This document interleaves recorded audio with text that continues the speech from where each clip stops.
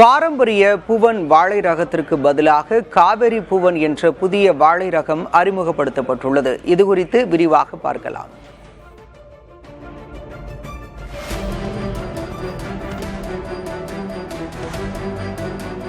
திருச்சியில் உள்ள தேசிய வாழை ஆராய்ச்சி மையம் பாரம்பரிய பூவன் ரகத்திற்கு மாற்றாக காவேரி பூவன் என்ற புதிய உயர் விளைச்சல் ரகத்தை அறிமுகப்படுத்தியுள்ளது.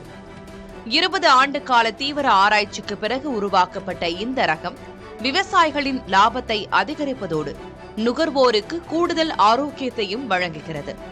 பாரம்பரிய பூவன் 1 ஹெக்டேருக்கு 48 டன்கள் விளைச்சல் தரும் நிலையில் காவேரி பூவன் ரகம் 58 முதல் 65 டன்கள் வரை அதிக மகசூல் தருகிறது. பூவன் வாழையை தாக்கும் வாழை கீற்று வைரஸ் மற்றும் வாடல் நோய் ஆகியவற்றை முழுமையாக எதிர்க்கும் திறன் கொண்டது. இது அதிக கனிம சத்துக்கள் மற்றும் நோய் எதிர்ப்பு சக்தியை தூண்டும் பண்புகளை கொண்டுள்ளது.